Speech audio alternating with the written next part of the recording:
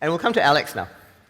I'm Alex. I'm from Heart of God Church here in Singapore, and I'm also co-founder of Interfaithsg.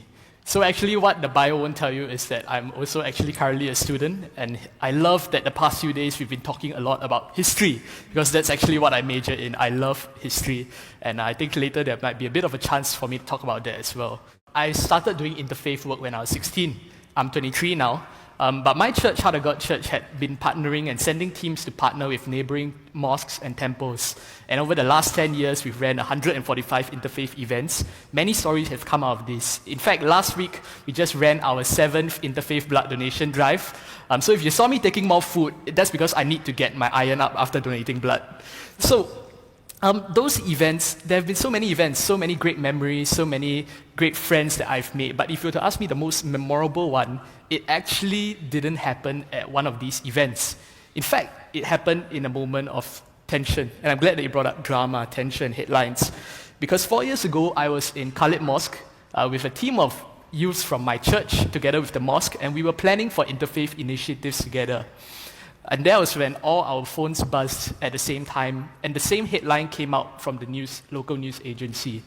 A 16-year-old Protestant Christian youth had been detained for planning to attack 2 mosques in Singapore. Oh my gosh, here we were in a mosque with our Muslim friends that another Christian had just planned to attack their place of worship. My heart went out to my Muslim friends, what were they feeling right now? What were they thinking? And for me, what hit even harder was that he was just 16 years old. That was the age I was when I started doing interfaith work. And here we were planning to do something to bring different faiths together, yet someone out there was planning to tear it apart. So what did we do? Immediately, we stopped the meeting and we told our Muslim friends, hey, even the thought of violence goes against our faith. We don't condone this. And I'm so glad that their response was that they were comforted that we were standing with them and that they knew that this was an isolated incident. Outside of that meeting, at every level of my church, my pastors, board members, even my friends were reaching out to their friends from the mosque with same messages of unity and solidarity. Even in that moment of tension, our friendship was stronger. But for the few of us at the mosque, we were just 18 and 19. We wanted to go further than that. We wanted to make a stand for what we believe in, that Christians and Muslims can have strong friendships, and that interfaith harmony isn't just possible, it is happening. Yeah. So what my Muslim friend Iman and I did was that we wrote a joint letter to the Straits Times as a show of solidarity between Christian and Muslim youths. Young people have a voice, and we wanted to use ours to put out a different headline from what was currently on the news. So in the letter, we shared how we didn't just do interfaith work together, but that we were real friends outside of it. We would play football together, we would catch up over coffee together. And I'm just so glad that even in that moment, something good could come out of it. So if you'd ask me, why is this my favorite moment? Why is this the most memorable moment? It is because this moment showed me that youth have a voice, and youths can make a difference. We didn't just sit there and allow the headlines to affect us, but we decided to do something and make a difference. Yeah, I think those of us involved in youth ministry also realize that youth are not just one voice, right? They are the future of all of this work that we're trying to do, whether within our communities or outside and in how our communities actually come together. So thanks Alex, for sharing that. Thank you. How I started actually also begins at Khalid Mosque. Great stories seem to come from Khalid Mosque. So this was also in 2018, and I was also 16, the same. And it was actually at Interfaith Blood Donation Drive at Khalid Mosque as well. I heard about it in my church. My pastor shared that we want to build bridges, not walls. And that's why we are co-organizing a joint Interfaith Blood Donation Drive together. So I was only 16 then. It was actually the minimum age to donate blood. I didn't have a lot of money. I wasn't co-founder of anything. I didn't have a lot of skills. So I only knew that I had 2 good arms and a lot of blood to give. So that's what I did that day. I went to Khalid Mosque and I donated blood. And it was great, It was my first time actually donating blood, and also my first time in a mosque. But it was really what I saw that day that I took away, more than just the biryani in my stomach. It was seeing Christians, Muslims, Buddhists, and Hindus lining up together, serving together side by side. And I realized something simple but profound that day. Underneath every skin, we all bleed the same color, red. A Chinese blood can save a Malay life. A Hindu blood can save a Christian life. And like what Wendy said, we may have our differences, but we all want to do something. And I saw that how even though we came from different religions, we all wanted to make a difference together.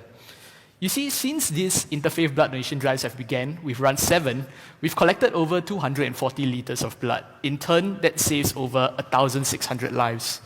But that's never what I remember about interfaith blood donation drives. I always remember the friends that I served together with, the friend on my right and left that may not be the same faith, may not be from the same race, but we did something together. It was the common ground that we found, and that sparked my conviction to want to do interfaith work. Because what I saw that day showed that when we unite in our differences, we can make a difference, and that's why I do interfaith work. Yeah. Right? We've been doing a lot of looking forward on this panel.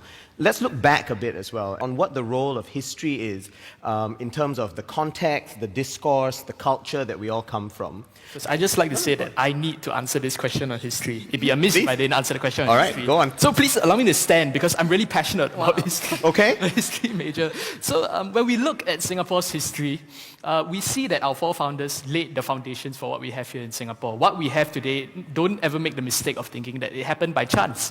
And when we look at it, it was very intentionally done by the previous generations. We often use this metaphor, our forefathers laid the foundations. But it also begs the question, what are we doing today? If 60 years on we are still laying foundations, then we've missed something. We need to be doing something different. So to answer the question, I see history that it shows us how intentional it was in the past, and it invites us to be intentional today. When we look at that generation that built Singapore and the generation that built many other nations around the world, we often look to the greatest generation. This is a generation that lived through the wars. This is a generation that left behind a legacy of courage, sacrifice, bravery, and they are the ones that we respect today. But it also begs the question for me, what legacy is our generation going to leave behind? Are we going to leave behind more stories of just surviving wars, negotiating peace? I believe that we can be the greatest generation 2.0, that we are not remembered just for the wars fought, but we are remembered for the wars that we prevented, that we are not remembered just for surviving hardship, but we can be remembered for thriving through harmony, that the stories that we leave behind are of peace, understanding, and unity. And I truly believe that this is possible for our generation. But it begs the question, what are we going to do today to be intentional? So from my learning, I want to share this. Don't wait for headlines to take action. Don't just wait for crises to build friendships, but do it today. Build harmony today.